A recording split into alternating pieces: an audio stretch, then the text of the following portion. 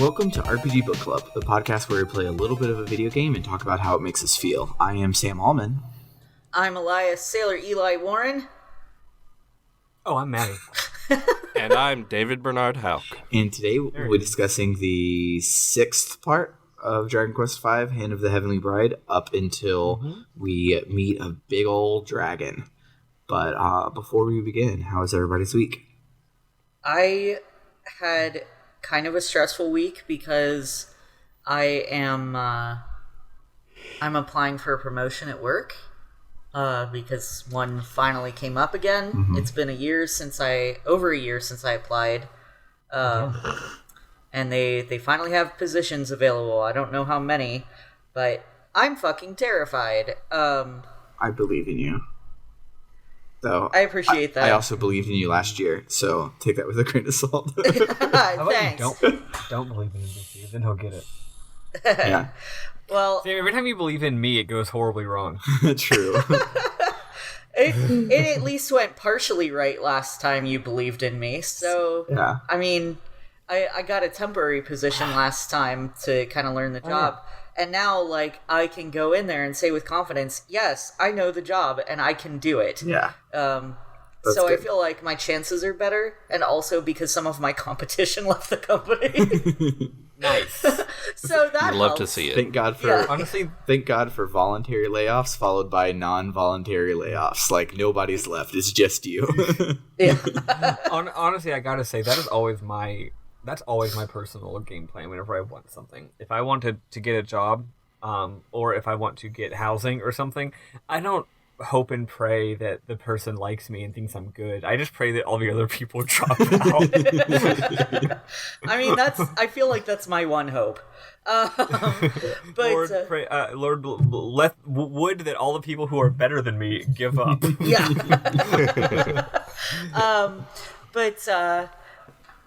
Yeah, so I got my resume and cover letter sent in before the deadline, like a good boy who does things before deadlines and isn't a total procrastinator. And then, even though I've been procrastinating like 18 other things, I had a big gay 4th of July party, and I say that because 2/3 of us were LGBT in some manner. Yeah. Out of 6. Although Ken is technically bisexual by proxy because he's with me. So technically 5/6 of us are LGBT. And we were gonna we had a whole bunch of games and we were gonna play games, and Ken played Overwatch the whole time, and the rest of us were boring old people, and we sat and talked while we watched Game Grumps play Undertale. Nice. Beautiful. So, yeah. Classic old person activity, watching Game Grumps play Undertale. Well, someday it will be. We're all Undertale fanatics, so that reminds me. So, right now, I'm looking forward to the ability to when I retire. Hopefully that's still a thing when that happens, but when I retire, I'm like, I'm going to go back and play all the video games and watch all the TV shows that I miss. People in Scarlett's generation, are they going to be like, I can't wait till I retire and then I can go watch more YouTube?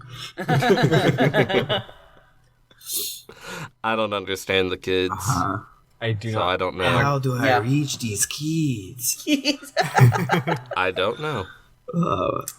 Good South Park reference. That's like a reference to a person referencing a trope. My week was hella stressful because at the beginning of the week, I check my account being like, all right, let's see what rent is looking like. And I was a lot of money short. And so I look, and I was double charged for my utilities because of my own damn fault. I got an email that I thought said, hey, your payment didn't go through, but it actually said, hey, we are processing your payment. So I sent in a manual payment and it didn't cancel out the auto pay.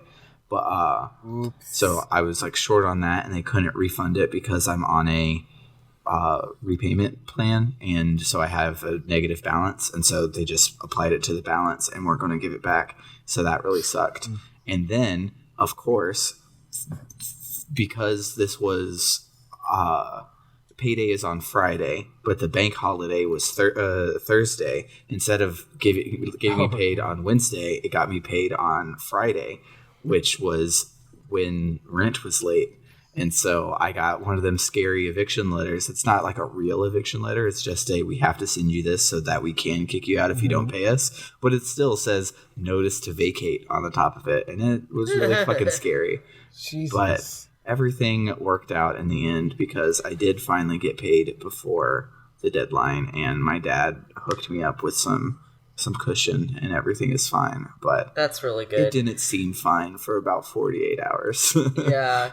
It's really weird how your paycheck works too, because mine normally comes on Friday, but because of the holiday, it came on Thursday. Yeah. And that's weird. I don't get it. Yeah, I don't get it. Yeah. Man, you all hear me? Yeah, I can hear you. Yeah. Okay. Earlier y'all couldn't, and I had to disconnect and reconnect. I just didn't say anything. Okay. Anyway, I was just gonna say, Boardman gets paid, which is a reference that no one in this group will get, but hopefully someone out there is cool. That shit sucks. Yeah. I was gonna mention something about my week. Well, I'm not gonna go into it too much because my week is great actually. But the main thing is, you might notice that there's no large, loud construction sounds outside. Yeah. Huzzah! And that's because I moved to a new place. Yay. Bernard's heard the most of it, but my old roommate was an actual psycho murderer. No, okay, he wasn't an actual murderer. That's this is parody. This podcast is parody. This is we are protected. We are protected under parody rights. I'm not actually calling someone a murderer. No, but he is an actual psycho. And right up to the very end, he was just an absolute the just abusive asshole piece of shit, and I'm probably not getting my deposit back. But now I'm in a new place, and my new living situation is great, and my new roommate is great. And what's cute is that this is what it was referenced. I was thinking about y'all talking about how to reach these kids, right? Mm-hmm. Well, my new housemate is like 55 years old or something like that. And we were just talking last night about how we don't understand the kids these days, and it was quite interesting. They were like talking about how like they think they keep up pretty well, and they don't want to be that old person who doesn't understand the kids. And I was like, I'm like half your age and I don't understand the kids. Come on. You're fine. You are fine, I promise. I was trying to explain like how Twitter works. Also, they're like this, they're like this like middle-aged Russian non-binary person, and they're queer, and ultra queers are interesting because they grew up in very different circumstances. Mm-hmm. Anyway, point is, they like just discovered FaceApp. So they like just discovered like FaceApp, the gender swap thing on FaceApp, and they're like flipping out about it. It's the cutest. It is hilarious. That app is very weird to me as a trans person because, like, I look like a man now. I already know what I looked like when I was a woman. Right? So there's no point to this app for me. No, see, I think it's great. I use the app, and I set it to girl, and I'm like, wow, that pretty much looks like me. And then I set it to dude, and I'm like, that looks completely different from me. And then I get validation. Yeah. When I set it to dude, it just made me really handsome, and I was like, oh, man, I wish I actually looked like that. Like, oh, no, he's hot. But yeah, no, that's my situation. Oh yeah, and I'm now casting from a closet, because actually there is construction outside. It's just not in the house. No matter where I go, there's construction happening. But this time I have a closet with a relatively heavy door, so if I close it, you can't hear the construction. And that's what's important. That's what's important. My week was okay, pretty uneventful, except I decided to try starting keto, which I've tried before, but now the main difference is I know other people who have experience with it. Yeah. So hopefully that helps. Yeah. And I started tapering off my carbs yesterday. I'll continue that today, and then tomorrow and the next day I'm going full keto for my weekend. Nice. And I'm going to get the keto flu, and I'm going to give up. Yeah. There's been many a time when I've wanted to give up, trust me. Yeah, I don't. We had buns the other day for our party, for like the burgers and hot dogs for those who eat carbs, and I was like, I just want to devour all of the buns. Yeah. I don't get the keto flu, which is probably super lucky of me. But what I do to if anyone's listening out there, because Eli and Bernard have already heard this, but I do my you can have one thing when it comes to carbs, because like for most things that are carby, one of them is only going to be like 2 or 3 carbs anyways. Like it's not good for you, but it's not going to shoot you over the edge. So like if somebody has a burger on a bun and I'm like, that sounds good, I will have one bite. Or if somebody's eating M&Ms, I will have one M&M. And yeah, it'll set me back 3 or 4 carbs ridiculously, but I'll only have that one and I can plan around it. So it helps me survive in situations like that where I can just have the one, and it's great. I recommend it. But if you don't have self-control, don't. I was gonna say I do not have that kind of discipline. As soon as sugar hits my lips, I'm like, well, I'm done. I'm done forever. Yeah, for me, it's a lot easier to do something 0 than to do something 1. Yeah. For me, it's a lot easier to just not try at all and to give up. Well, obviously, that's the easiest. I learned that from The Simpsons. The best thing to do is just never try. Oh, yeah. Never try. Never try. So here's a fun fact for those listening. The people on the podcast probably already know, and I told Maddie, and it freaked her out. Ketogenic diets are used to treat seizures. Yeah, I had heard that. I did know that, actually. Which is And crazy. You're like, why? And the answer is, I don't know. Bodies are weird. Carbs have more electricity in them, and therefore that makes the seizures happen. I don't know. Yeah. I tried to read the Wikipedia, and it seemed like half here's an explanation you won't understand, and half nobody knows. Yeah. It's one of life's little mysteries. Yeah, it's cool though. Like, I love weird shit like that. Like, so as previously established on the podcast, we lost our first child due to preeclampsia, and so for our second child, for Scarlett, the medicine you take to keep from getting preeclampsia is an old person aspirin that you take every day like a vitamin. Huh.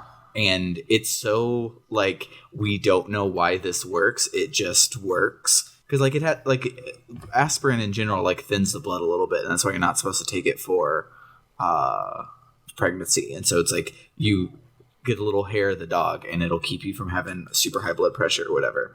But it's so new and weird that, like, when we were actually having Scarlett and the doctor was like, what medications are you taking? And Summer was like, just a baby aspirin. And he's like, why the hell are you taking a baby aspirin? And like Summer's doctor had to come in and be like, hey, this is a new thing. It's weird. I know. Just trust it. It's okay. It's not going to mess up with her epidural. Give her the fucking needle. But it's so weird how, like, random things just happen to work. Yeah. Mm-hmm. But yeah, shall we get started? So full disclosure, listeners, we recorded this episode last week, but I messed up and didn't edit it until way after. Maddie. And then I messed up, more importantly, by deleting my file. Yeah. So Whoops. So yeah, it turned out to be like the edited episode would have only been like 57 minutes. So we were like, okay, we'll play a little bit extra and just pretend like we planned this all along. And then I told you, so I've ruined the plan. But we have to be honest with our listeners. Right. So last time I had done this at the end, but this time I'm going to do it now because I'm going to forget by the end. But the next game we are playing is officially Cosmic Star Heroine. You can get it on Switch, PC, and Vita. and PS4 I think as well. But it is going to be really cool. You can see this game like start to be created in like the miasma of the creator's mind on Gama Sutra, because he wrote a bunch of articles after Cthulhu, I think is the second one, after Cthulhu, talking about, if I were to make another RPG, what would I do different? What would be the things that I think everybody would be interested in, et cetera, as he went along. So you can like it feels like it's going to be crafted with love, which is really cool, and not just crafted with pushing glasses up the nose. I can make an RPG better than all these people can. Like, it doesn't seem like it's coming from that place. Like, you know what's hilarious that you mentioned that exact phrase, that exact pushing glasses up nose. I can make a better RPG than these people can. I'm not saying we finished this game, but literally the first large project that me and Bernard ever embarked on, and kind of are still like, maybe one of these days we'll get around to it, Baby, which is a big JRPG project, was literally inspired by me playing Cthulhu and fucking hating it and thinking I could make a better JRPG than this. Yeah, I ended up writing a novella inspired by that that project. Nice. Yeah, it's really good. But yeah, no, like I literally was in Russia and I played Breath of Death 7 and I played Cthulhu Taste of the World, and I was like shaking with rage because I disliked them so much. Yeah. Wow. And then right around that time, Bernard briefly mentioned something about making an RPG, and I was like, yes. Yeah.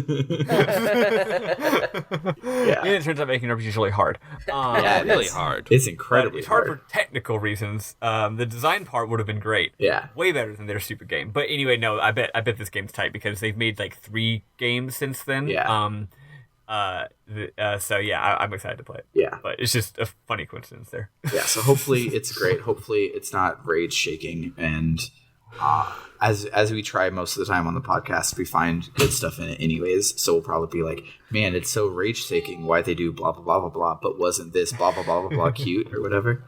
Like, I will push my glasses so hard up my nose that they will crush my cranium. yeah, this is the podcast where we positively reviewed Rogue Galaxy, so anything can happen. I've talked to people at work about Rogue Galaxy, and they're like, "That game's bullshit," and I'm like, "Okay, I feel validated." Like, well, you're not wrong.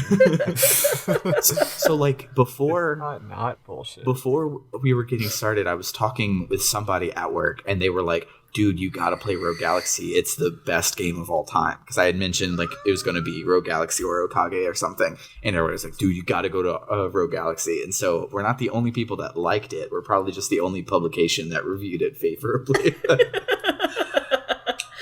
There were certainly aspects of it that I thought were charming and nice. Yeah, and that's as positive as people say about Rogue Galaxy.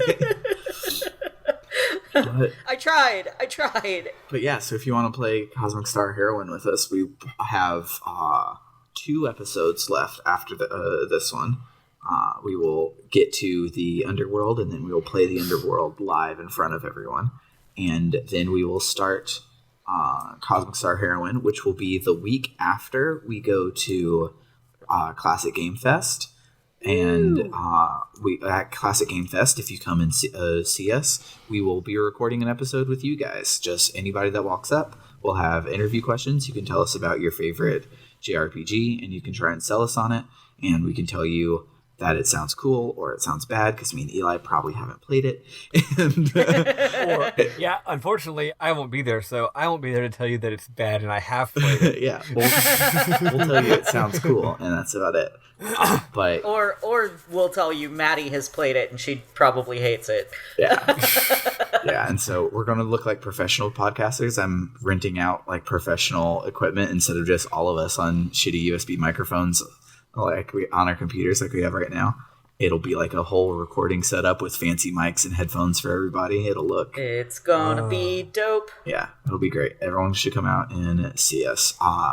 If you get the early bird special, you come in at 9 o'clock on Saturday, and leave at 7. And as per our contract, we have to be there the entire time or we forfeit our booth and are never invited back to Classic Game Fest. So Whoa, okay. that's good to know. That's why they give you 2 wristbands so you can have a bathroom break.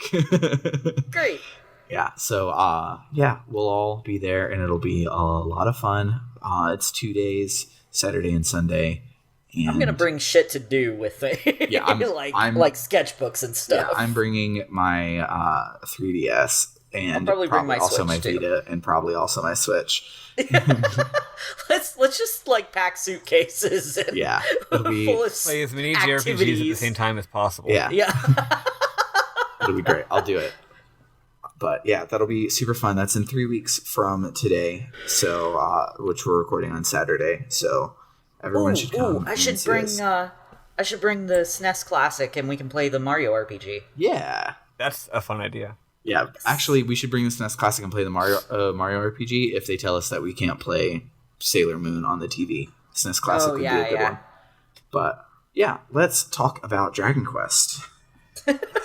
Finally. Yeah. I love Dragon Quest. Where we last left off last time that we're repeating, we had been turned into a statue for a long ass time. Yeah, and so we get unturned from a statue, and they're like, hey, we got to go find Grandma's house, which is your mom's house.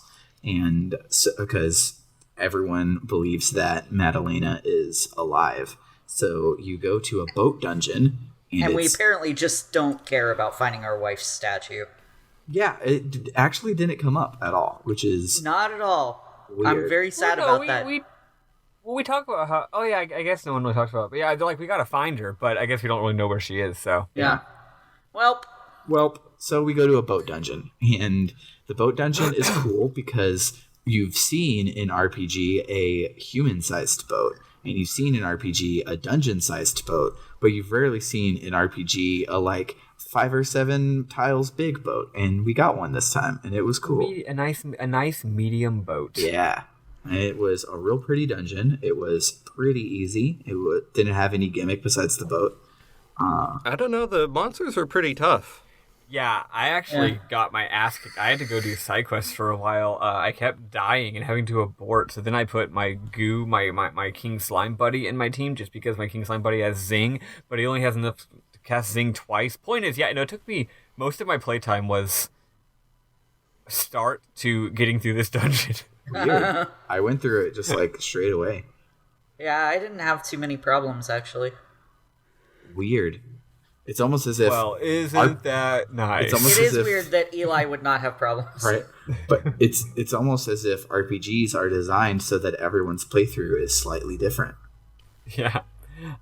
Here's a quick question. If we can talk about this later if we want to, but it could come up now. While I was grinding and exploring and doing other side quests in order to level up, did any of y'all go to Monstro Ferrato? I No. Yes. didn't go to Monster Ferrato, but I did go check in on Bianca. So there's a very important quest in Monstro Ferrato that maybe it's one of those things where later it's actually a plot quest. You can just do it early. I think it's actually a side quest though.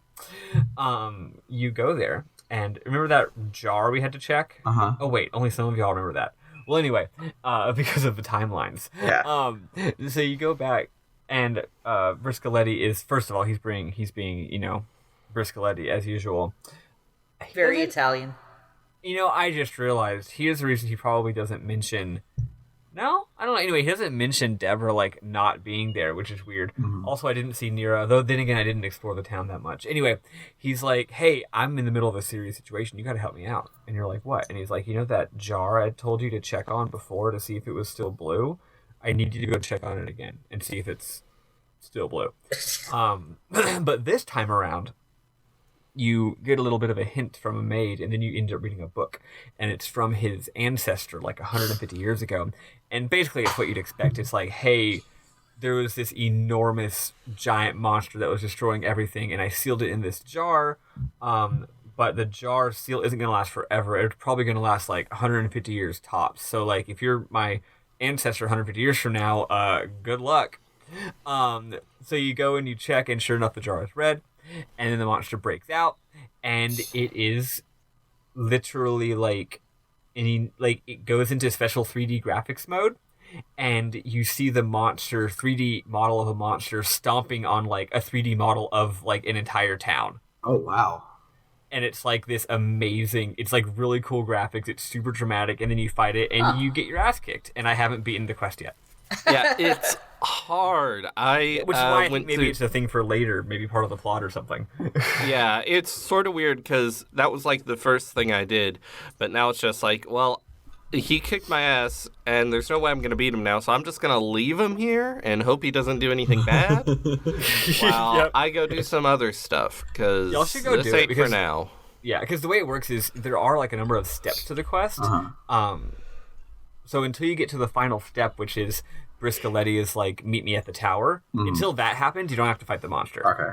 So you could like go up until that point on the quest, and then just like save real fast just to be careful, or put your money in the gold bank and peace out. But yeah, it's this like whole ass thing. That's wild.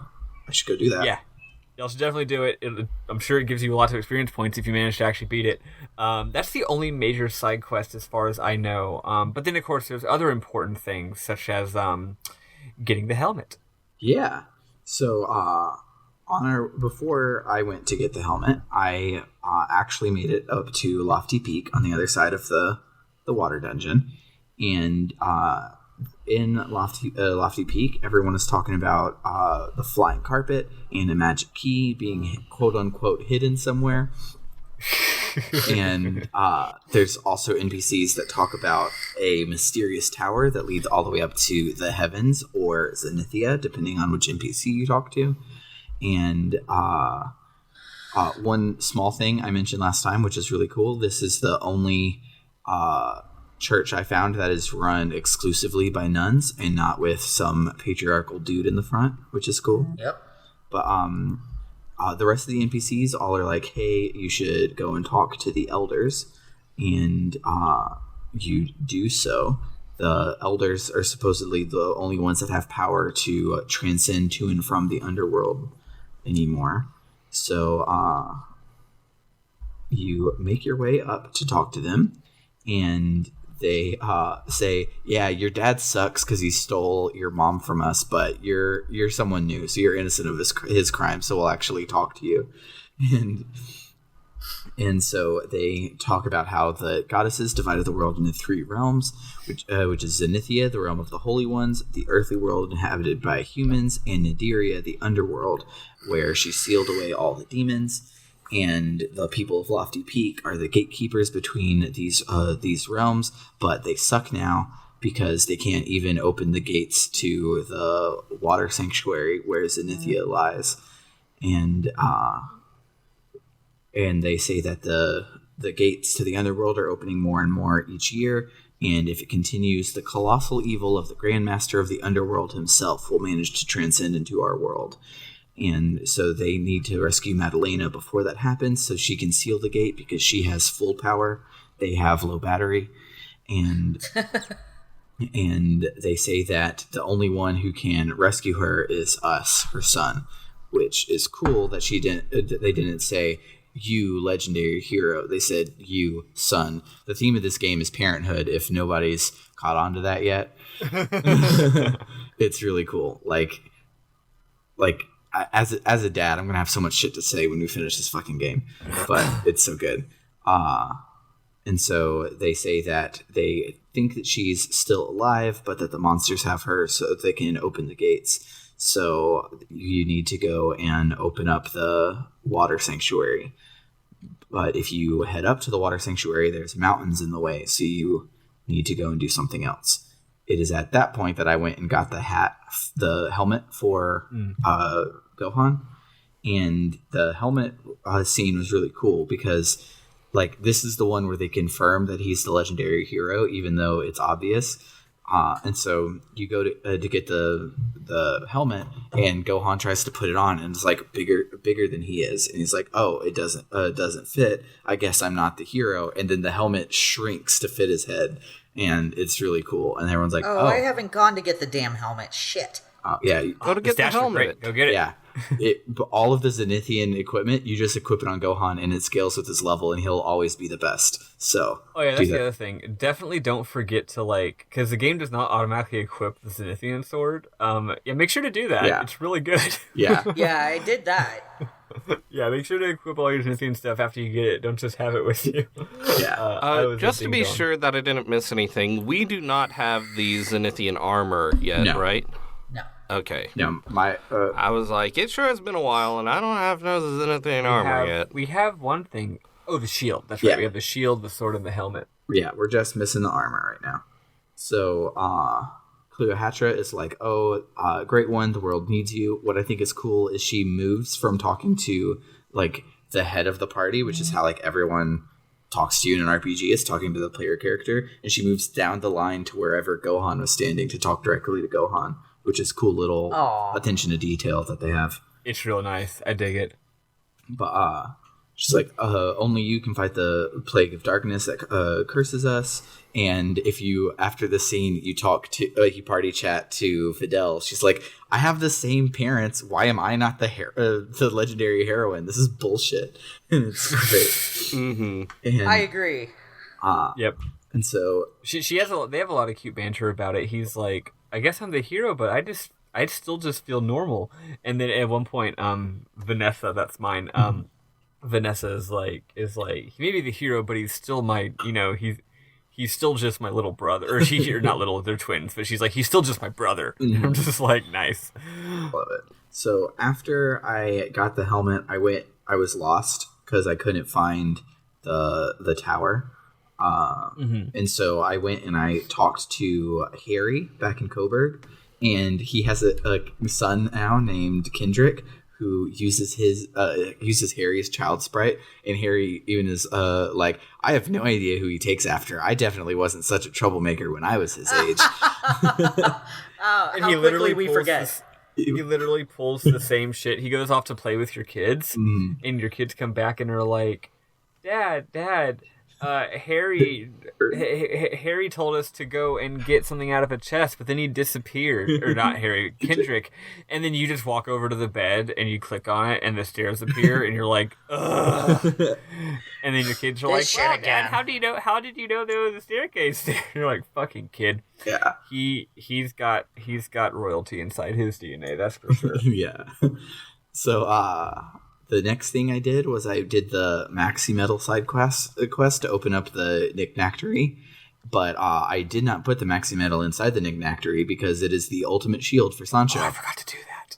Yeah, so you go. Yeah, I gotta go do that. You go to the mini metal place, and there's like a cute little he said, she said, like fetch quest thing where you're like, so somebody has a maxi metal, and you're like, oh no, it's that guy, and then they're like, oh no, it wasn't me, it was that guy. Oh no, it wasn't me, it was that guy. And you talk to like every NPC in there, and it's really cute.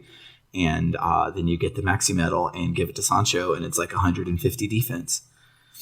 And it's I wonder if Tuppence can equip that. Maybe. That's who I've been using. Yeah.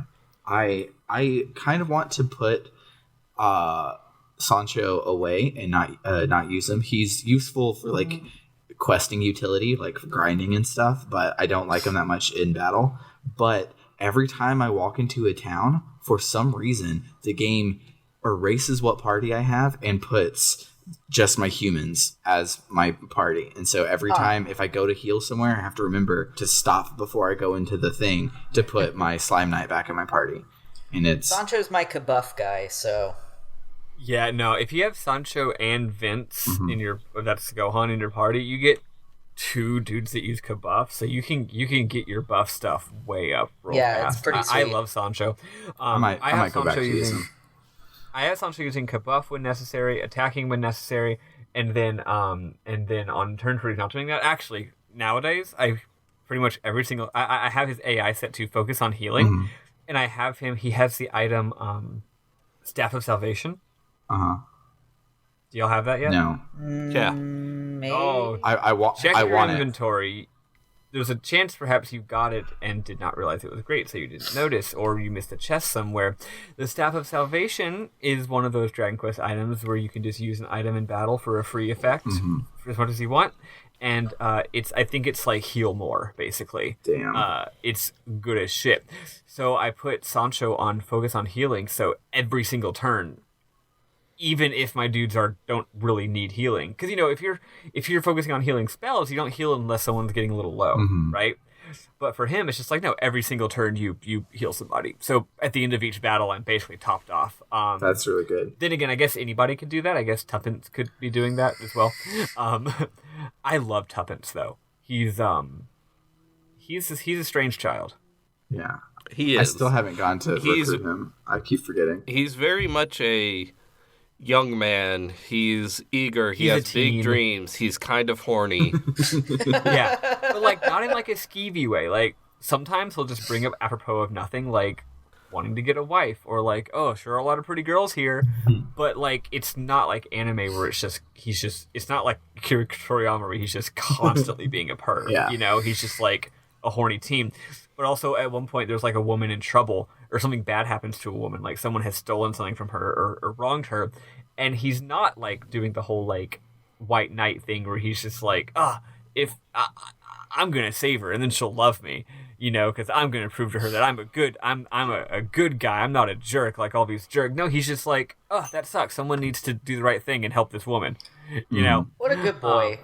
But he also, he's talking about how like, I'm gonna go home. I'm gonna go back home and be a hero.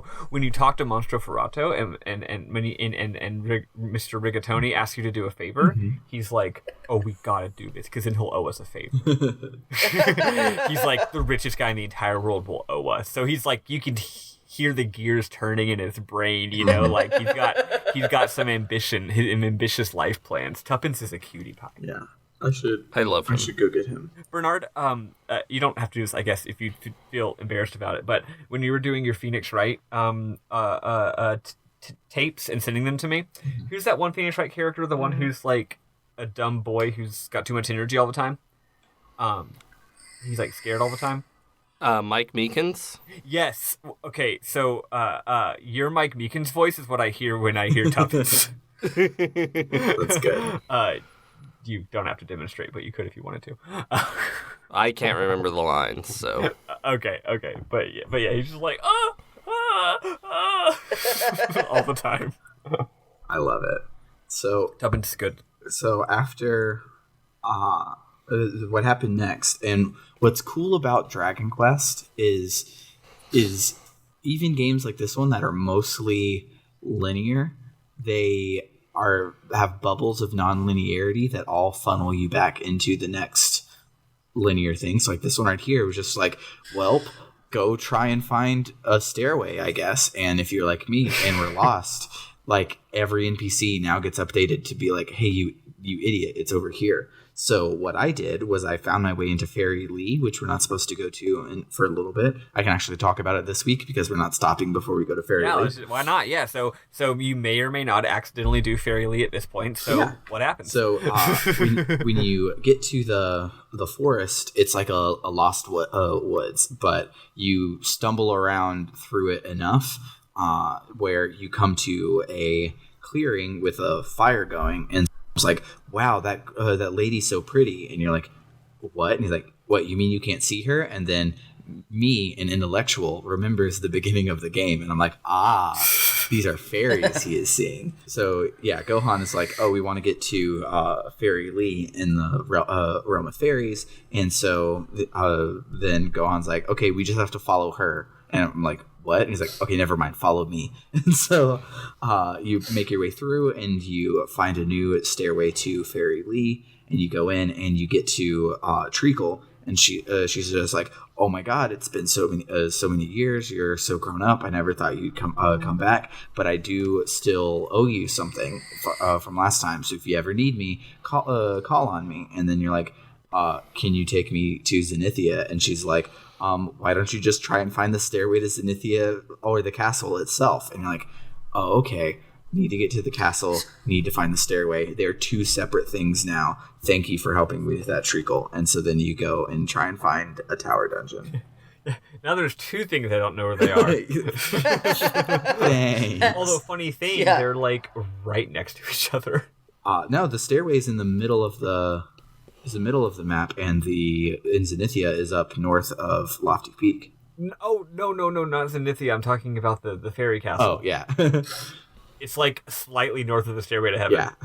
But, yeah, so I do finally find the Stairway to Heaven, and I climb this dungeon, and I really like this dungeon, because this dungeon has really strong mobs that are kind of easy to take down, so they give you a lot of experience, but also you are going through doors a lot, and your RNG gets reset every single door, so you pretty much only fight like one or two during the thing, so you can stop. I actually went and experimented, Sam. I'm pretty sure you're right the first time. I'm pretty sure like half the floors just don't have battles. Well, either way, which is, I think, even cooler. It's really cool. It's just like, yeah, like sometimes it's just like, yeah, this area is about like setting the mood, kind of, and just being mysterious, and there's not battles for a lot of it. Yeah, that's really cool. So yeah, there's not a whole lot of battles in it, but the ones you do get, you feel really rewarded when you take them down, because they're not hard, but they like leveled, like at this point, I think I leveled up Gohan and Videl all the way to like 22 type thing from like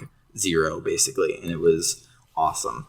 But Nice. You get to the top, and then you're me, and you don't read this carefully. But the guy on top is like, "Oh, by the goddess, I never thought anybody would climb a stairway. This used to lead all the way to Zenithia, but now it lies in ruin, and Zenithia is at the bottom of the lake. So take this magma staff with you. You'll have need of it." And I, not an intellectual, thinks that imagines that it says Bash acquired the magma staff, but it doesn't. The magma staff is very obviously right next to him, an interactable object, and I just turned my ass around and walked all the way out of the dungeon. So I did this dungeon twice. So and I of course realized it didn't work when I got all the way over to Zenithia and was like, all right, magma staff. Wait, where is it in my inventory? And had to go all the way back. I actually went through my screenshots I was taking for notes and saw its big ass just right there next to him. Like, God dang it. So you take... in case y'all, just to make sure y'all don't forget, once again, magma staff can use in combat. It's good. Yeah. Videl has it, and she uses it every turn, and it does like 40 damage to everybody, and that's great. It's good shit. But so you take the magma staff, and when you do, Old Man is a spooky ghosty the whole time, and he disappears.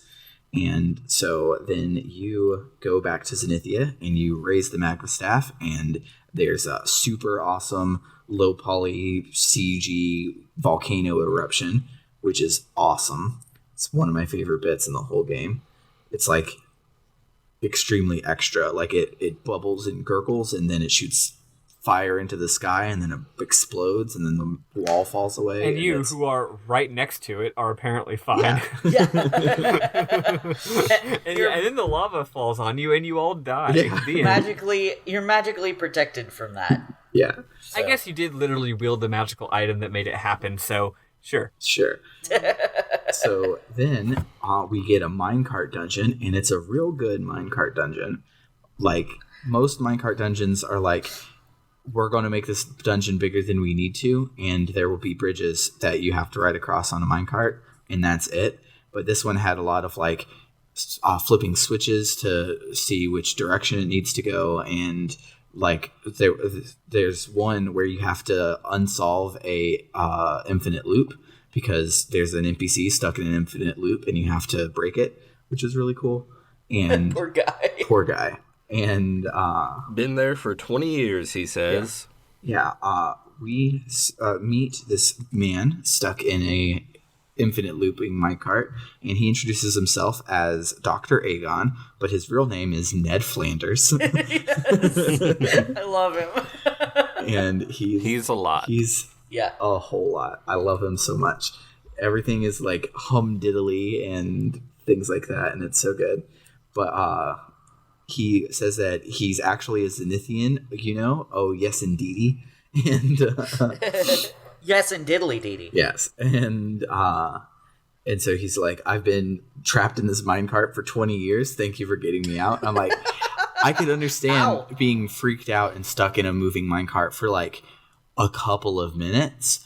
But like, if you realize there's no way I'm getting out and no one's going to come and stop me, I would take the broken arm or whatever it would take to jump out of the minecart to just move on. Like, yeah, it's fast. Minecart was going real fast. It was. It reminded me of. But was it Don't Eat for 20 years real fast? It reminded me of the Bob's Burgers episode where they have this big running with the turkeys thing at Thanksgiving, and it goes completely haywire, and the kids end up stuck on a like a spinning ride, like the teacups type thing. The teacup ride, yeah, and because the ride operator ran off, and so they've been spinning there, and they try to get off and they try to stop it, but they just end up back in the same cars.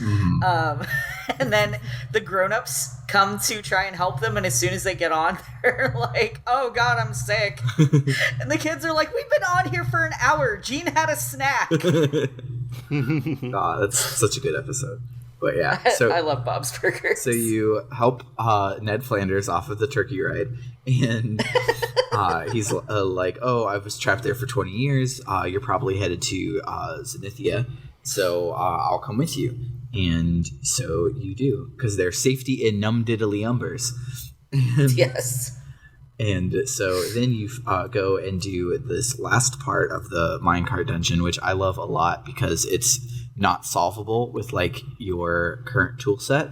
So if you break it in the right way, you go to a dead end, but there's a locomotive on that dead end, and it'll push you across the gap and do it. And it's really cool, where you weren't supposed to try and like get the minecart to the other side. You were supposed to like do it wrong so that you could do it right. And I thought that was really cool. I consider myself as someone who's not very good at Zelda-esque puzzles, but I managed to get through that dungeon really easily, and like I figured out the train thing immediately. Yeah, I was like, well, I guess I'll go toward this train. Yeah, I mean, it's not inconspicuous. It's just cool that it's like, oh, I can't actually get across this gap. I have to hit this train, and then the train will get me across the gap. But as the train pushes you, you go behind a waterfall, and it's gorgeous. And then you go down a whirlpool-y tube roller coaster ride, and if you don't get vertigo, it's gorgeous. Yeah, man, this game just continues to... You know what? I wish they should have like remade this game on just like the same damn ass game, but just like slightly, you know, like a remastered version on like 3DS, because so many of these 3D environments would look so cool with the actual stereoscopic 3D. Yeah, that would be super cool. Yeah, as we talked about with Xenogears, I just love games that have this graphical style, and it's so cute, and they do so much cool stuff with it. Yeah, it's so good. So you get to the bottom of the roller coaster, and you are in Zenithia. So when you get to Zenithia, everything is flooded, and it's flooded in an annoying way where you can explore everything, but right when you get to like the meaty bits of exploring, there's a big puddle of water that you can't cross. And so it funnels you up to the throne room, and when you get there, Dr. Aegon is like, yeah, there's not a Zenithian in the whole place, but there's a hidden passageway behind the throne, because there always is in Dragon Quest. So let's go and check that out. You mean a hidden passage? You mean a hiddly-in piddly passage? So that sounded dirty. That sounded real dirty. That's true. And so you go down the staircase, and someone from the GDQ couch yells, "Orb!" And you see oh, it's the best No, Sam. It's a new joke now. Now it's Marianne Williamson yelling "Orb." Okay. I'm down with that one. I'm more okay with that than GDQ. But so Treacle is... The Fairy Queen is basically Marianne Williamson. Now I'm realizing. Okay, that's my new bit. Okay, yeah. There's good job, everybody. Speaking of which, when we go there, I have some Marianne Williamson poetry that Treacle wrote for us to read. But yeah, so we see this silver orb on one side, and we see a pedestal for a gold orb on the other side, but it's empty. And then there's also a hole to hell right next to it. So I wonder what happened. Yeah, they're like, someone took the orb, and there's this big hole in the floor. I wonder what could happen. What happened? And so Dr. Aegon is like, I suppose that this hole opened up when that evil Knievel one awoke long ago. Such a weird reference that like requires you to know who Evil Knievel is, also to realize that he's just saying diddly umptious again. That's a very, very hyper specific reference, especially for a game that was localized in like 2008. Right?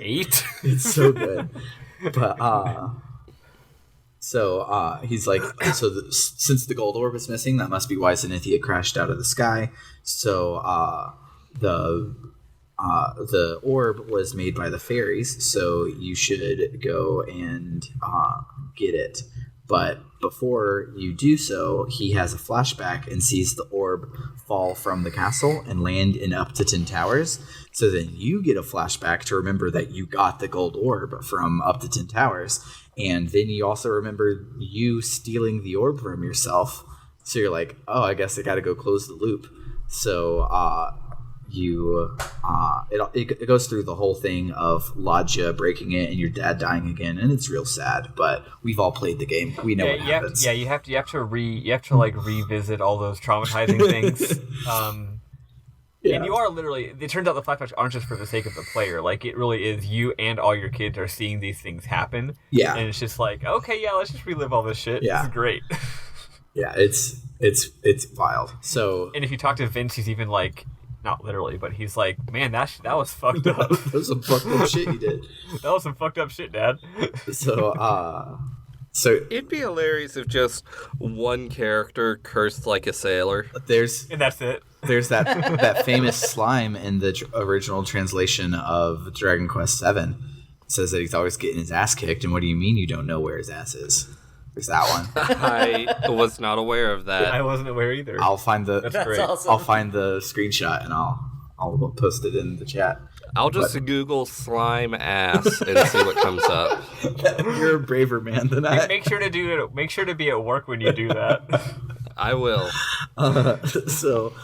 Yeah, Dr. Aegon is like, the fairies made the orbs for us back in the day. Maybe the fairies can make the orb as well. So take some of this dust that's here from the orb and see if they can do it. So now, if you're me, you zoom and go back to the Fairy Lee because you already did that part. So, so you get there and Treacle is like, oh, we're still in your debt, so I'd love to make the orb for you, but I don't have enough of the dust. I only can make this gold bauble. It looks like the gold orb, but it's powerless. So actually, that's not. She doesn't give you that. I was getting ahead of myself. The queen tells you to do that. You have to go and find the queen before you do that. Treacle just gives you the horn to call the queen. Remind me to say my poetry for memorable moments. It's real good. But so you got to go on another world map quest. You have to find a lake surrounded by a forest, surrounded by a mountain, which is it's like just the right amount of specific. There's like really more like 2 or 3 places that can apply to in the world map, but only one of them is the correct one. And one of them that it looks like it would apply to is up on a plateau and big and like focus. It's over by Zoomingale. So like there's a big plateau with mountains on it and a forest and water on it, and I used that freaking horn on every square up there. I was sure I was onto it because it looks so like it's supposed to. But then you get to the other one. It's a beautiful and complicated and very particular area of the world map that literally just exists for you to walk through on your way to the next town. It serves no purpose. They just put a ton of work into this one little spot. Yeah, there's like this little staircase and everything, and you figure it's got to be important, right? No. But when you get to the one that is important, it actually takes you like you're going indoors. Like it's a zone change. You're like, okay, this one's obviously the one where it's supposed to do it. This is the one. So, yeah, you go and do it. I stopped by to talk to Bianca, and it wasn't that interesting. She just was like, oh, wow, you've had a tough time. You're so big and strong, but I'm sure that you can find your mom like your dad always planned. which is nice, but It still hurt my heart, even though she didn't say anything in particular. right.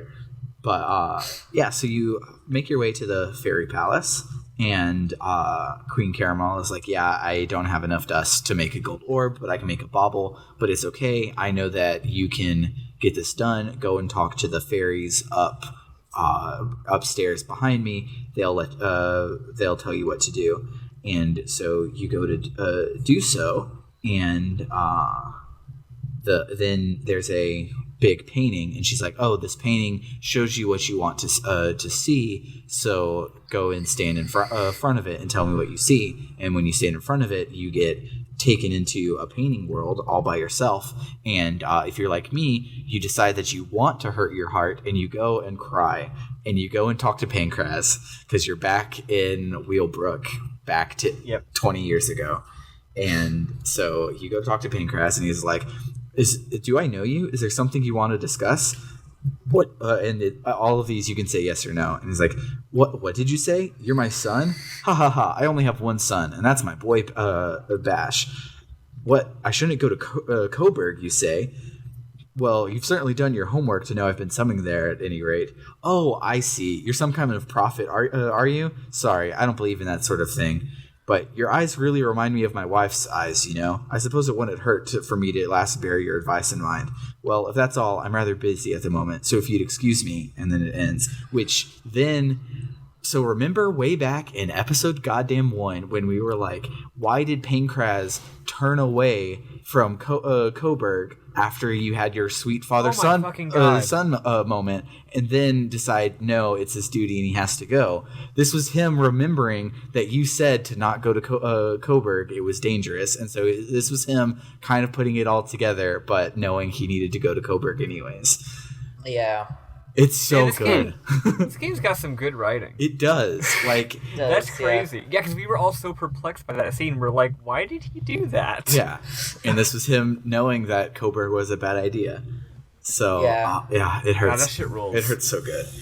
So, yeah. So, you go and you talk to little you, and he's what, you want to look at my gold orb? And one thing I think is cool is this canonically shows that you're not a silent protagonist that only can say yes or no. You're actually having conversations with these people. It's just not important because every time you've seen you from the other side now twice, you're seeing you're hearing full sentences, and so now we get both sides of this conversation from the flashback to now. Yeah, I adore this shit. Yeah. I love it. So yeah, you heard what old you said at the beginning of the game, and then you hear what young you says now, and you have to fill in and remember what you said back in the day, which is basically old you gives young you a pep talk where you're like, no matter how hard things get, you know, keep your chin up, you'll make it, you know. Give him a little pep talk. And at the time, the kid you is just like, okay. It's the best shit. Also, I forgot, this is another thing that Mother 3 just apes wholesale. Mother 3 is basically just like, what if every good thing that Dragon Quest V did, we turned up to 11? It's good. We need to play Mother 3 real bad. Mother 3 switches different characters in different chapters, and whoever the main character is of that chapter is a silent protagonist. Nice. But all the characters who are usually the main character but are not currently the main character are not silent protagonists if it's not their chapter, so they get dialogue. That's really cool. I love that shit. It's great. So you ask young you for his orb, and then you switch it with the gold bauble. You can click no right here. I didn't do the but thou must if there was one, because this game has sometimes on important plot things not let you do a but thou must. And I would bet if you hit no, you just get to keep walking around the town until you go back and do it. Probably. And so you switch the orb, and then young you is like, don't worry, I won't give up, no matter how hard it gets, just like you say. Thank you, Mr. G. Willikers. And so then you try to exit the town. If you're like me, you're lost, and you're like, okay, why can I still control things? I did my mission. Please take me back to the present. But you have to. I'm stuck forever. You have to go and try and leave the town, and then you'll leave the painting. And so then Queen Caramel is like, okay, the time has come. Go return the orb to its rightful place. So you zoom to Zenithia. Zoom is the best. thing in the world. It is way better than an airship. Everyone who thinks otherwise is wrong. It's so good. But Speaking of airship, yeah, we're about to get one. So you go to Zenithia and you put the orb back on the pedestal, and there's a really cool zoom out where like everything gets super tiny, and you see the orbs casting their magics, and it's really cool. And then Zenithia flies about 50 feet off the ground, and Dr. Aegon is like, well, it wasn't really as on high as I was expecting from, heaven, but I guess I'll deal with it. And so then he's like, hey, I know I don't know you, but why don't you take control for a while, and then you get to fly this castle as your airship, and it's real cool. yep. We're going through a lot of vehicles this week. Yeah. I like how each vehicle literally lets you go to one place that you couldn't go to before you got the vehicle, or two. It's some real... Yeah, we didn't even mention that the flying carpet got us to wherever it got us. Yeah. I skimmed over it. So flying carpet is actually a cool vehicle. It allows you to fly over oceans and rivers freely, so you can fly all over the ocean. And if the ocean has little rocks in it that would normally stop your boat, you go over them, but you can't go over anything on the ground. Mm-hmm. So you can go over grasslands and desert, but you can't go over forests, mountains, or even normal-sized low hills. Mm-hmm. So it's an interesting little navigation challenge to see where you can and can't go. On the other hand, the item doesn't stay somewhere when you leave, because it's literally a carpet. You wrap it up and put it in your bag. Mm-hmm. So you can, land, walk across a forest, and then, continue flying, right? But mostly what you do is you follow the rivers, because, of course, rivers go out to the sea. So you follow the rivers inland, and that's usually how you find places. But yeah, literally all it let us go to was Fairy Forest and the tower. And then now we've got this new amazing first... Oh, sorry, I just spoiled something. Airship, and... you didn't spoil it. We didn't spoil it too much. We have one dungeon to do, and then we get the airship. And it's and this airship is like an entire Balam Garden thing, which I think is a really funny version of an airship. Mm-hmm. And all it does is let us go to the next dungeon. That's it. Yeah. We can't go anywhere else with it. It's good. Probably because it's too big to land anywhere. Yeah, I was really annoyed at how much you couldn't land places. Also, I've thought this since Dragon Quest III, and I think this again. The airship controls in these Dragon Quest games are horse shit, and I do not like them. Where it just you can't stop moving. You can't stop moving. You just pick a direction, and it'll keep going until you land. I like it. And it makes sense.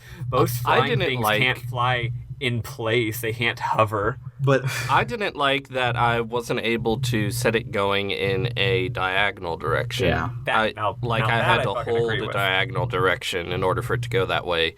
If I released, it would just go left or down. Yeah. It stinks, but it's okay because it's cool. And I think it was I had that problem more, I think, with the bird in Dragon Quest III, because birds can hover. Birds hover a lot of the time. They should just be able to flappy their wings and keep from moving. And that one is your final airship, so you're trying to pinpoint where to land to get to the final boss with this big ass bird that won't stop moving, and it sucks. But that's true. That is true. It's not as bad here with Zenithia because you got a big ass desert to land in, and that's the only place you have to go. There's like a landing pad, basically. Yeah. It's like, hey, put it here. Yeah. So we explore Zenithia, and everybody there is like, "Who the fuck is Dr. Aegon? We don't know anybody named by that." And then there's also a guy that's like, "Oh, hey, thanks for saving us. I'm known as the reward guy because." I guess that's a name that you name people in Zenithia. Here, take this grappling hook. So, somewhere, Mabel Pines yells, "Grappling hook!" So, I don't get it. It's from Gravity Falls. That was for Eli. Not all jokes are for you, Maddie, okay? Oh, I know. I was just wanting to let everyone know that I didn't get it. So I got it, and it was good. So, then we climb the outside of the tower, which I think is cool. You get there and the door's locked, so you climb up the outside like a dang Indiana Jones or something. And you get to the top. This area is beautiful, 3D. By the way. Yeah. it's like they got this real like Mayan temple aesthetic going on, where like it's like a super super deep forest. Like it's clearly supposed to be like a ziggurat. Yeah, it's very clearly supposed to be like a Mayan ziggurat or something. It's cool as shit. Yeah. So you climb to the top, and there's a hole with a hook for your grappling hook. So then you climb all the way down, and on your way down, you pass this big dragon statue that doesn't have any eyes. And if you're like me, you also see a chest in the corner, and you have fat fingers with this joystick sometimes, and you walk right off, and you can't go back up to get the treasure chest. I will say, I forgot to mention this earlier, but I found it hilarious that the great reward we get from the Zenithian is a grappling hook. I was kind of expecting something magical, but no, it's just a rope with a thing on the end. They're the first people to ever think of doing that. Yeah, it's great. Yeah. Okay, I'll see you later, Scar. So this dungeon is big, it's long, it's really cool. I didn't find it too difficult though. I found it pretty reasonable. Once you get to the bottom, you can open the door by pulling a lever, and so it makes getting back into it really easy. So like it's not that bad to like once you get there, even if you have like 2 dead party members, as I did, you get out, you go heal, you go resurrect, and then you come back, and everything you can just keep going from where you left off. So it took me a couple of trips after I opened the door, but after you open the door, it's like not that big of a deal to just leave and come back. So if I was like getting a little low and was a little worried, I would just leave, heal, come back, no big deal. Yeah. One thing that sucks about Zenithia is it has a priest, but it does not have an inn. So I was wondering if I would just miss the inn, but I was having to like zoom to Monstro Ferrato and that's what I was heal doing. there, and then zoom back to Zenithia. I was going to Gotha because it's free at Gotha. Gotha's free. Yeah. But I like Monstro Ferrato. Okay. Where would I go? Well, I would go to. There's really no reason why, but I would go to that little shrine just to the west of Gotha. That's where I would go. So So it's because it takes the least amount of time after you zoom there. Because it's such a small area, you walk in and the bed's like right there. Yeah. So it's the fastest. Gotha, you have to like go. Well, I guess Gotha it's pretty quick. Too. You don't have to go that far. So you make your way through the bottom, and I thought that the dungeon was almost over because we really haven't had a long dungeon this game. This is like our real first one. Though I guess the mountain one was really long, but I still was... Yeah, it was. Yeah, I was expecting this to be over because they were like, oh, there's some people downstairs. And I'm like, all right, I'm going to walk down these stairs and they'll be right there. But no, there's a whole dang dungeon there. So you make your way through that dungeon, and if you're like me, you find Lodja first, but I think you're supposed to find the other guy first. So yeah, you are. So you find Slan. And he's like, you will not interfere with the great mastery that is Lodja. I will take you to your death. And you beat him for killing your dad. He's fuck easy that as guy. Hell. Yeah. Yeah, he's not hard. Yeah. Kick his ass. Yeah. So then you go to get to Lodja. There's this little bit that's like, it's a super obvious puzzle, but it's like a puzzle that would be really cool way back on the Super NES, where it comes from, where like your only way forward, you have to go down a staircase, but the way to continue forward is to then turn your ass around and leave the staircase and walk in the opposite direction. And I love that. It's like imagining me as a person getting my mind blown by Dragon Quest V for the Super NES. I'm like, oh my god, you can do that with staircases. Like you can leave in either direction. And so I thought that part was really cool. Yeah, it's cute. Yeah, so then you fight Lodja, and they're really hard. I was stuck here for days, and Eli and Bernard did it first try. I did not. I took your advice and made sure to use Kabuff a lot, and I used Kasap on Lodja before he used his stupid bubble thing, and then on right before my last turn, I noticed, oh hey, my Bender Junior male has Insulatol or Insulatal, which helps mitigate fire damage. That would have been useful earlier in the fight. Yeah. But it saved Insulator's my ass. Very, very important. It's one of the most important skills in the entire series. Actually, just to clarify, specifically for Eli, but also as a reminder for everyone else, Dragon Quest games are weird. There's 3 kinds of damage. There's physical damage. There's also like fire and ice, and like your characters don't have specific elemental weaknesses, but some enemies do. You might have noticed if you cast an ice spell on the enemy that's literally made of ice, it does no damage, obviously. Yes. For the most part, elemental damage isn't really a thing in this game. It's just a special little extra bonus. So there's 3 main kinds of damage. There's physical, which you can mitigate with Kabuff. There's magic, which encompasses regardless of whether it's fire or ice or lightning, just all those spells are magic damage. And that can be mitigated using magic barrier. Does this game have magic barrier? It has some sort of bubble spell that prevents. Lodge like is using bounce right now. So bounce. That's it. I don't mean bounce. Bounce is different. I mean a spell that just raises your magic. I don't know. I think so. I think so, but I don't know. I don't know for certain. Anyway, but then the third kind of damage is breath damage. It's very weird that that's its own thing.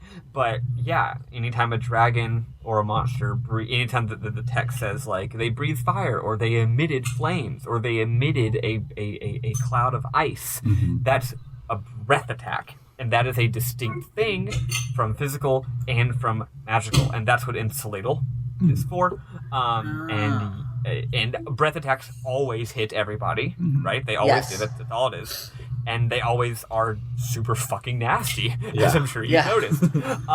I kept getting wrecked early on by those ice enemies that just do an ice breath attack. And if you run into just 3 of those in one mob, and they all do ice breath in the same turn, you're looking at 160, 170, 180 damage to everybody in one turn, right?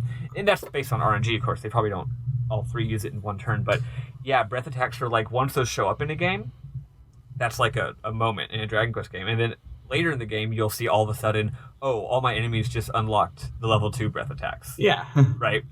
So yeah, you gotta be quick on that Insulatal. It's a whole thing, and it's weird, but yeah, there you go. Yeah. Luckily, you got Insulatal and not just Insulate, which is one person. If this was the original game, you would have to do it one party member at a time. Yeah. Well, you start off with that version, and then you start off with the one at a time version, and then later you get the all. But in this game, they just like give you the all right away. Yeah. I also lost Bender Jr. female during the fight, but I cast Zing once and it worked. Nice. So yeah, I was very lucky. Love that clutch Zing. But I finally beat them, and they were like, you didn't kill me, but I see that you're strong, so we will meet again. And they poof off and let you just take the goodies behind them, which gets you your second eye for the dragon. So you go and you put the dragon. When you beat Sloan, you got an eye from behind him as well. Yeah. And so you got both eyes, and you put them in the dragon statue. And I thought this was going to be it, but no, there's more dungeon.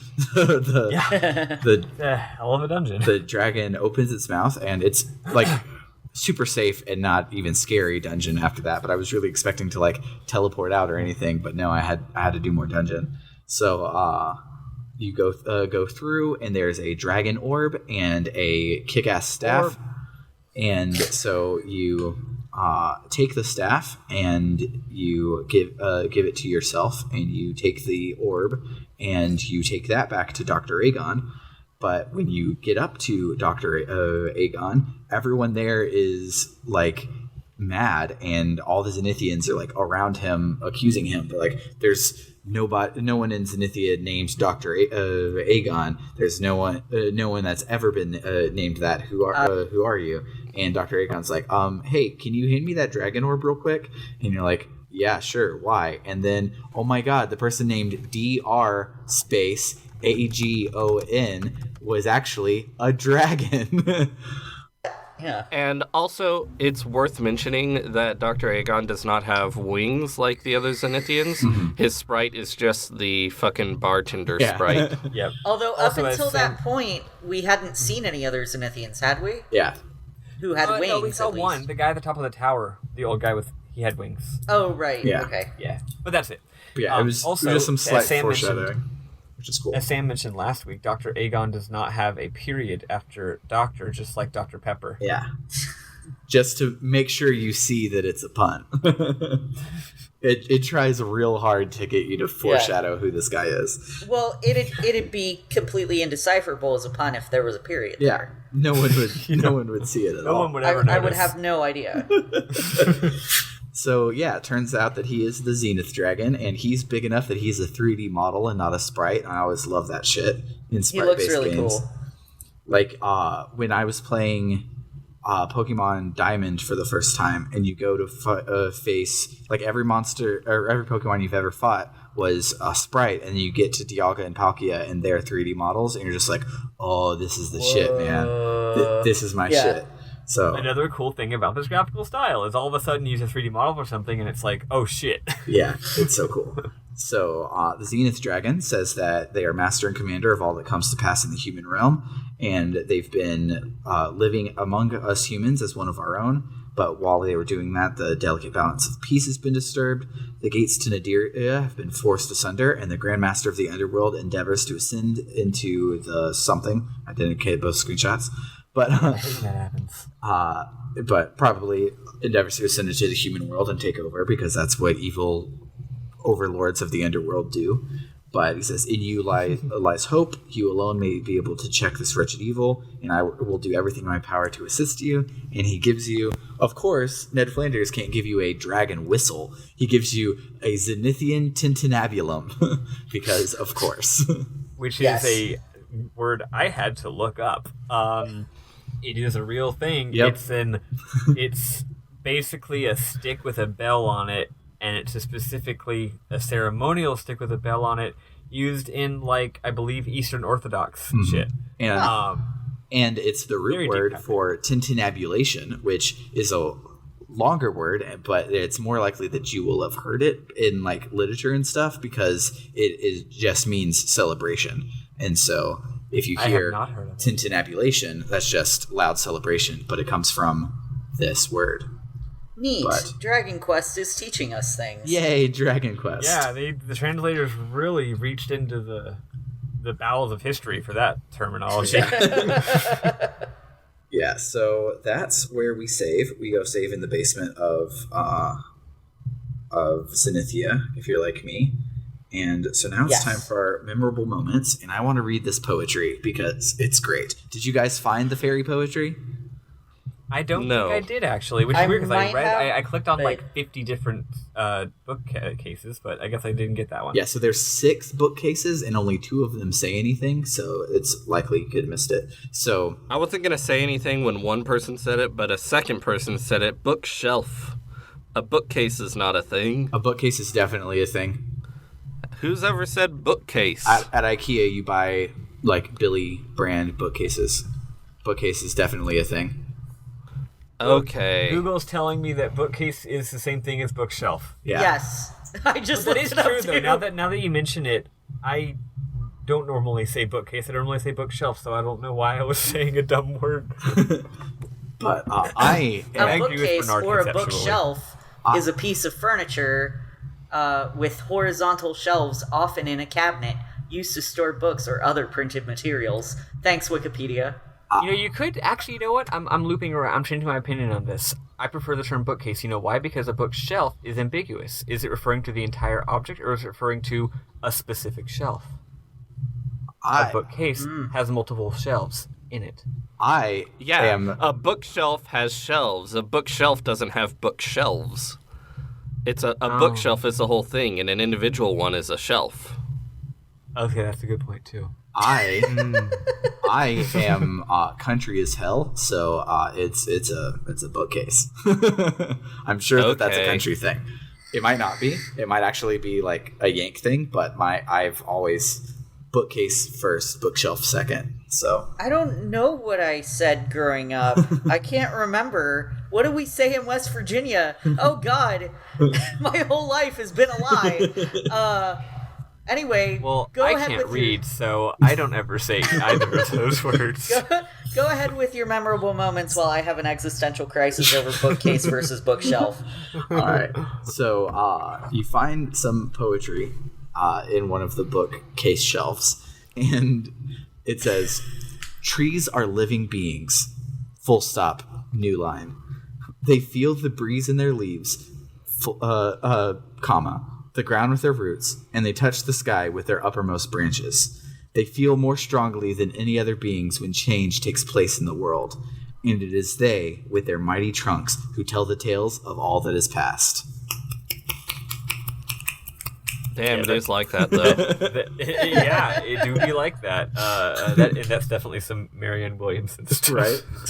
that was her answer on No what's lies detected. that's her response to what's your foreign policy.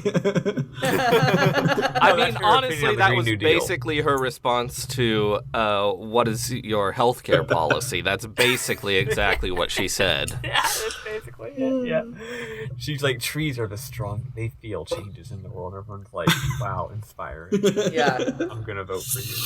I love I'm calling them shelf cases from now on. Okay. One of my memorable moments I wanna share, and this might be the only one I share because it's a little long. One thing that y'all, Bernard would know this, but the other, y'all wouldn't.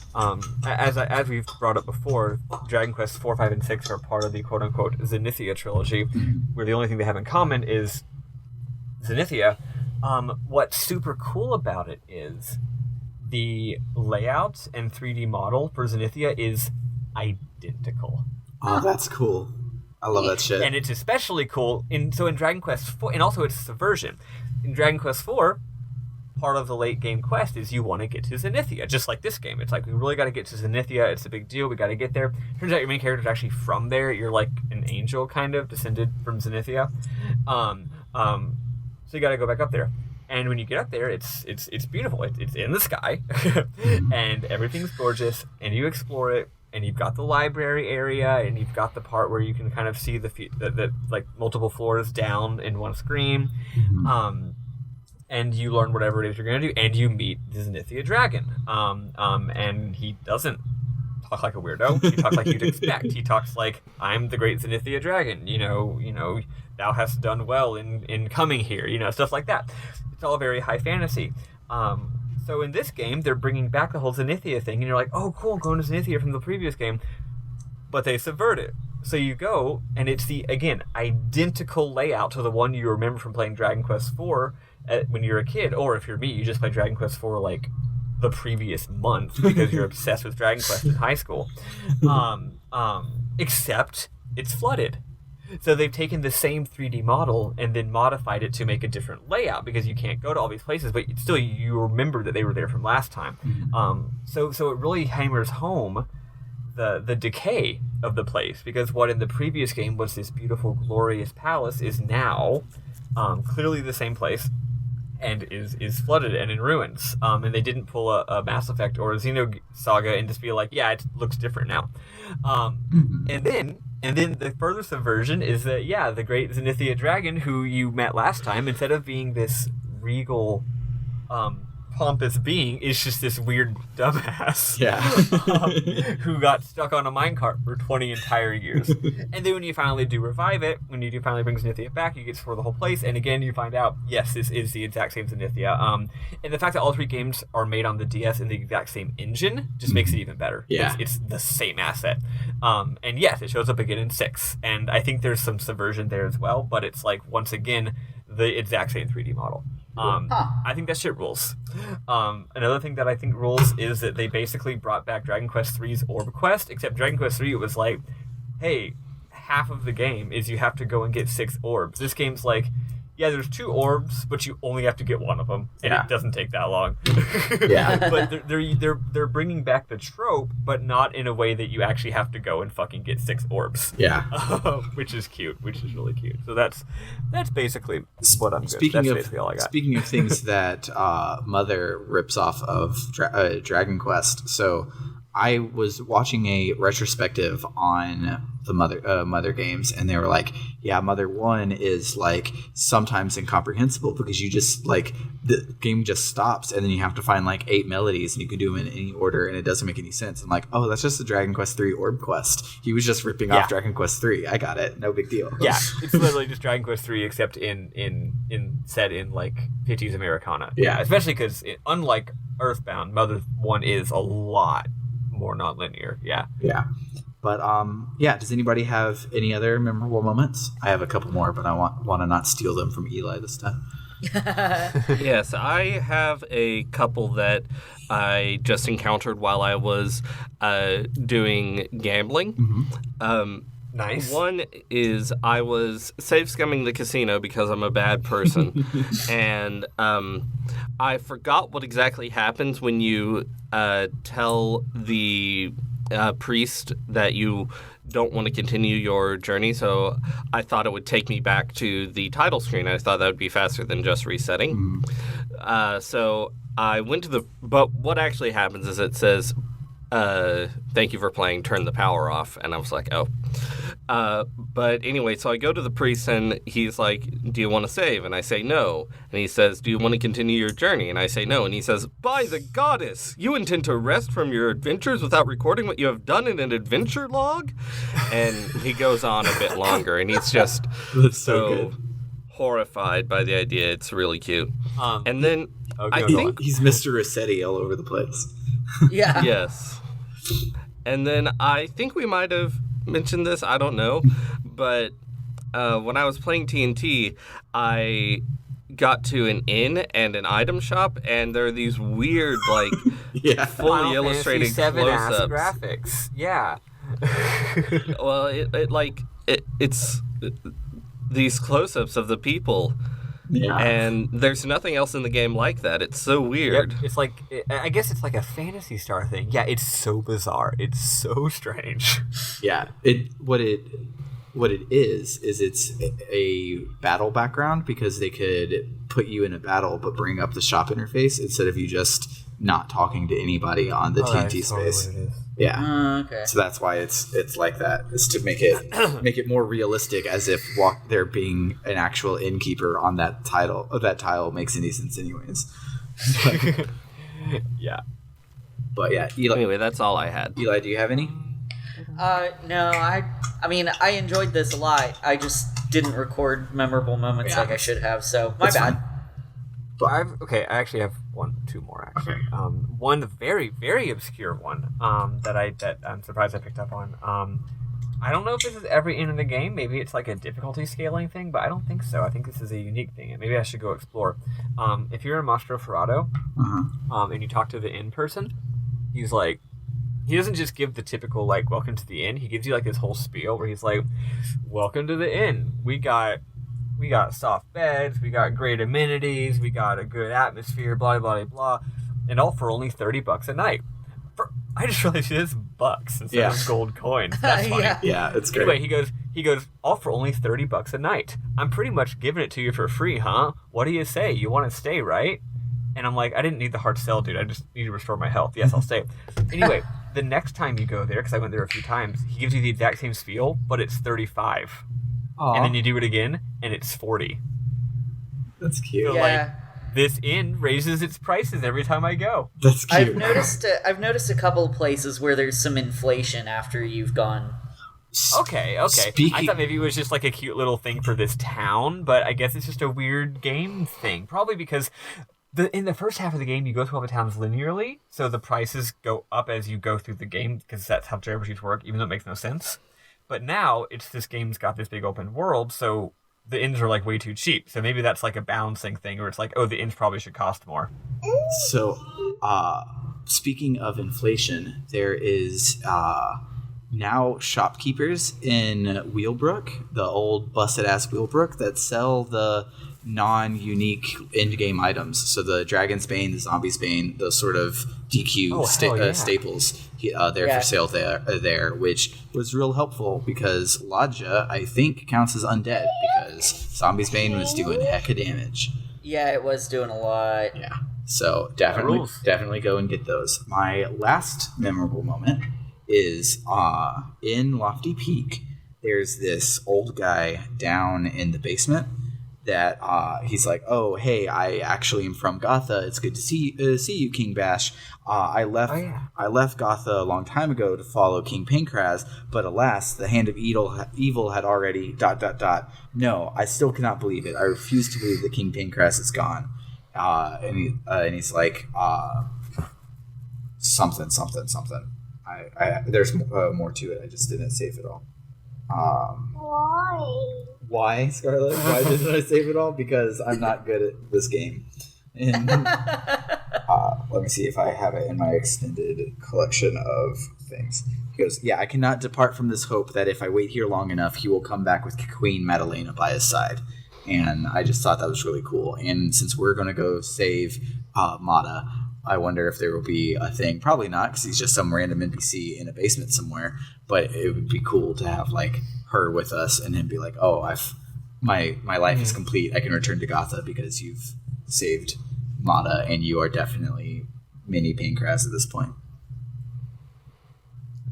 Spoiler alert, that's not going to happen. I figured not, because he was just a random NPC, but it's still one of those cool ass things. Well, no, it's not going to happen because we're going to rescue Mata right before the final boss. Yeah, and actually, victory lap. Victory lap. Maybe. I'll go. Yeah, I'll make a note to go on the victory lap. Let's make sure to try it in the victory lap. Yeah. Yeah. But yeah, that does it for me. Does anybody have anything else to say about this week's play? This game is good. Yes. Yeah. The whole traveling back in time thing, even though it's a pretty minor element, I find it very affecting. It's cool how you thought everything was lost because you thought the thing you needed had literally been destroyed by the bad guys. Mm-hmm. Yeah. And then you find a way to Avengers Endgame it, basically. Yeah. And then you also meet your past self and have this like moment of reflection.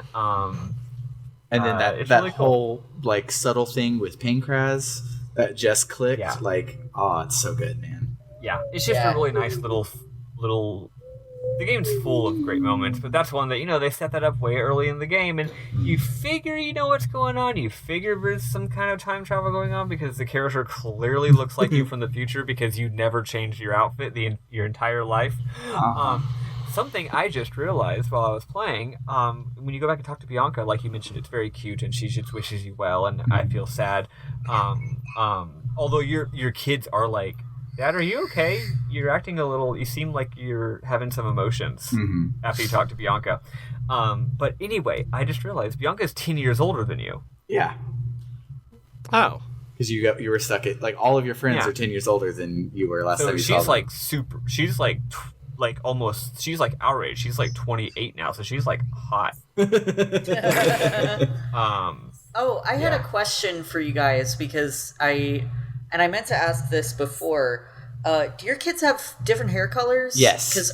Okay. Yeah, I was wondering about that because ours are blonde. That's the only change based on the wife choice. Yeah, I assumed that Nara's kids are blue-haired and then Deborah's are black-haired. Wow. So I call him Gohan being cute, but Gohan is Super Saiyan in Eli's game and is regular Gohan in Natty's game. Oh, yeah.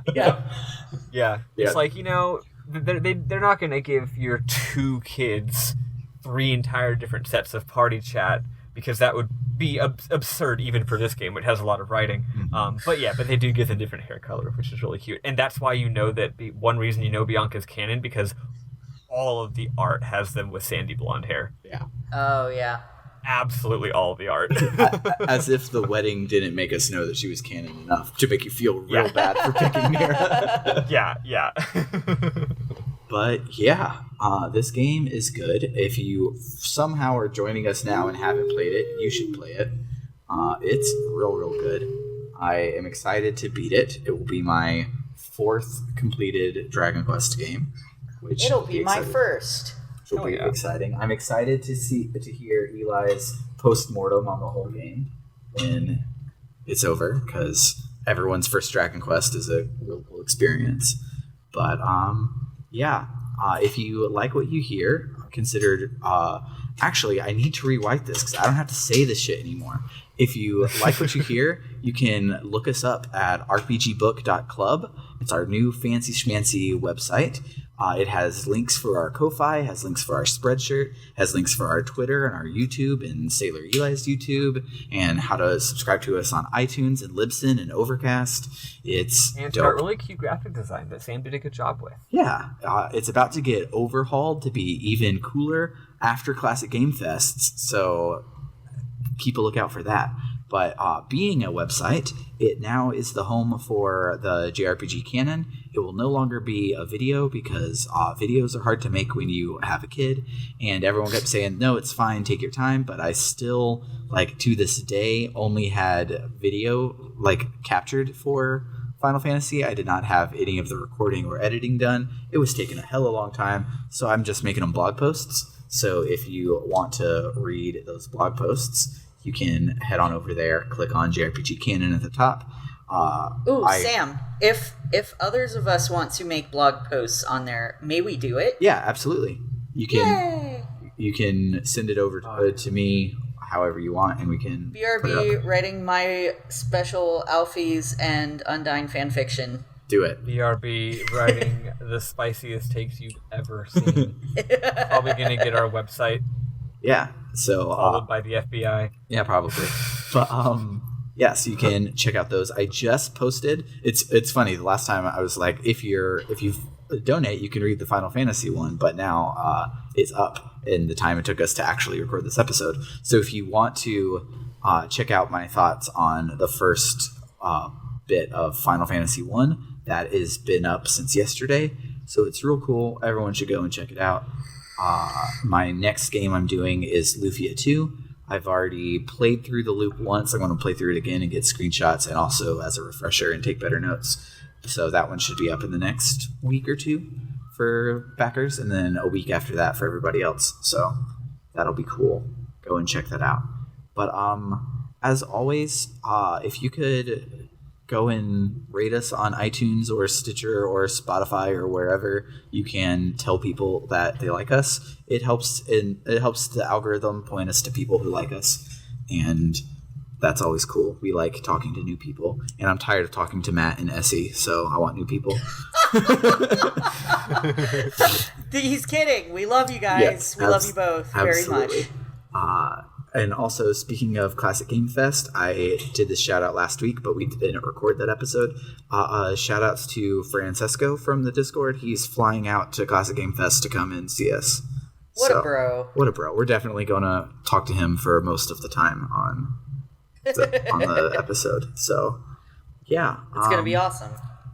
Yeah, join us next week. We should tell people where we're playing Yeah. next week. We're playing until we get to the Underworld of Nadiria. The Underworld of Nadiria has a town in it. It's not just like a dungeon. So when you get to Nadiria, it's a separate world map. You'll know when you get there. Yeah. Save at the first chance you get to save in Nadiria. So don't peace out. Keep going until you get to whatever, a priest or a town or something. Yeah. Cool. And one thing that's cool about Dragon Quest is the final dungeon really starts when you land your airship or enter the underworld or whatever the last chunk of the world map is, because the world map typically has a lot smaller and much harder mob areas. So it's normally you have this whole continent will be the same mob table, but in the final bit it's a lot smaller because you're supposed to make smaller trips to whittle your way through it, and the world map is a whole big old thing for the last part of Dragon Quest. So Oh yeah, feel free to do lots of grinding. Well, to only get to the safe one if you want to, since we're all that's left is the final dungeon. yeah, so definitely it'll be great. I'm excited to finish this one out. But as always, I am Sam Allman. I'm Elias Sailor Eli Warren. I'm Maddie Webber. And as sometimes, I'm David Bernard Hauk. Toodaloo, everyone. I'm going to have an Love ice you cream all. party with my 2-year-old. Yay! Goodbye. Bye.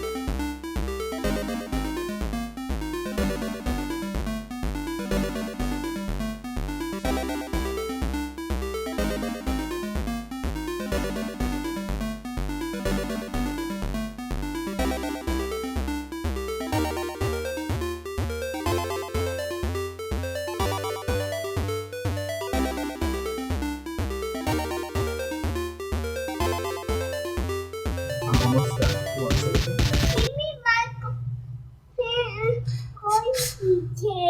Okay, you can play Kirby game in just a second, okay? I'll get it set up for you. I want to play Kirby game. Me too.